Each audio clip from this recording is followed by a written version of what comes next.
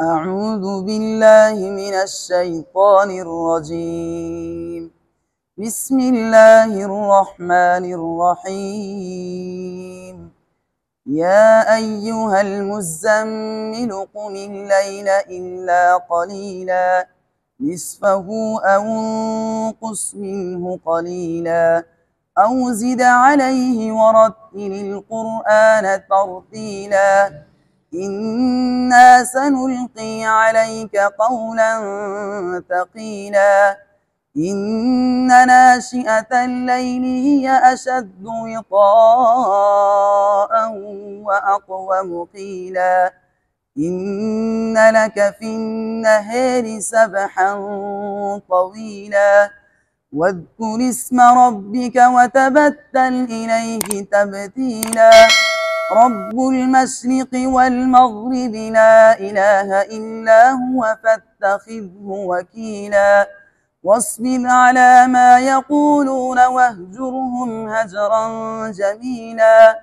وذرني والمكذبين أولي النعمة ومهلهم قليلا إن لدينا أنكالا وجحيما وطعاما ذا غصة وعذابا أليما يوم ترجف الأرض والجبال وكانت الجبال كثيبا مهيلا إنا أرسلنا إليكم رسولا شاهدا عليكم كما أرسلنا إلى فرعون رسولا فعصى فرعون الرسول فأخذناه أخذا وبيلا فكيف تتقون إن كفرتم يوما يجعل الولدان شيبا السماء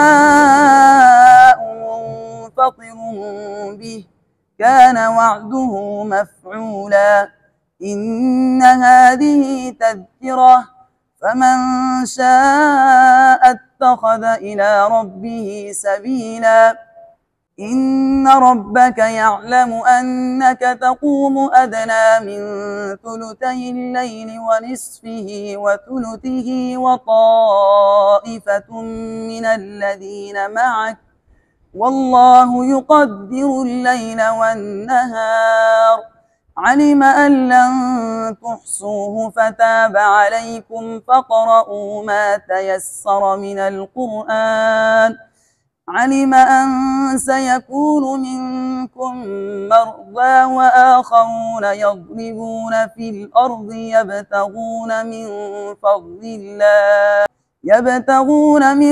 فضل الله وآخرون يقاتلون في سبيل الله فاقرؤوا ما تيسر منه وأقيموا الصلاة وآتوا الزكاة وأقرضوا الله قرضا حسنا وما تقدموا لأنفسكم من خير تجدوه عند الله هو خيرا وأعظم أجرا واستغفروا الله إن الله غفور رحيم।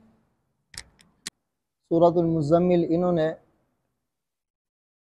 इमाम अबू अमर बसरी के लिए पढ़ा। इनके दो रावी है, एक दूरी बसरी है, एक सूसी है।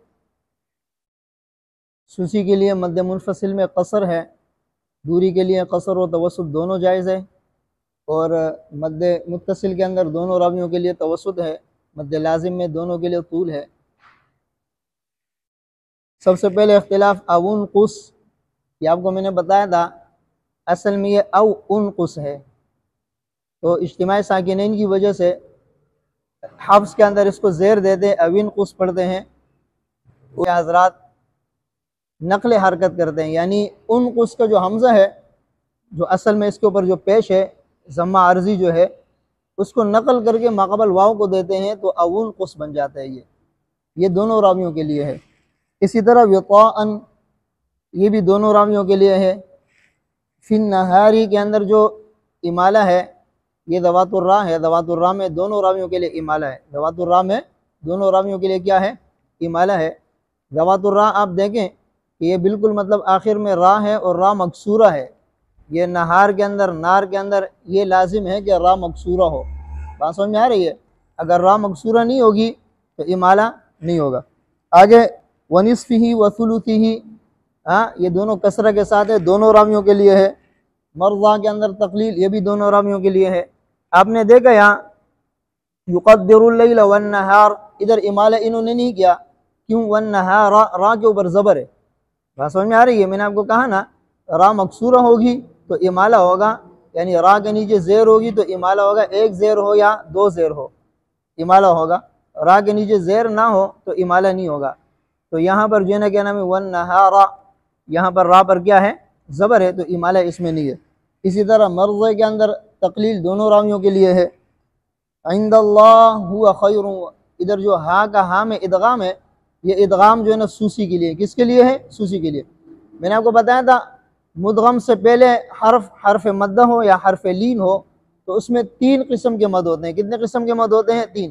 اس میں طول بھی ہے، توسط بھی ہے اور قصر بھی ہے. لیکن جمہور توسط کو پسند کرتے ہیں. جمہور توسط کو کیا کرتے ہیں؟ پسند کرتے ہیں. اس میں تینوں مد ہیں. بات سمجھ میں آ رہی ہے؟ اسی طرح ایک صورت ختم کر کے دوسری صورت ترتیب قرآنی کے مطابق ہو تو اس میں جو ہے نا کیا نام ہے تین طرح کے جو ہے نا اس میں وجوہ ہے، 3 وجوہ ہے. ایک یہ کہ بسم اللہ پڑھتے ہیں بین صورتین، دوسرے ہیں کہ بغیر بسم اللہ کے دونوں صورتوں کو وصل کرتے ہیں، ملا کر پڑھتے ہیں. تیسری صورت ہے کہ بغیر بسم اللہ کے سکتہ کر کے پڑھتے ہیں، دونوں صورتوں کے درمیان سکتہ کرتے ہیں. بات سمجھ میں آ رہی ہے؟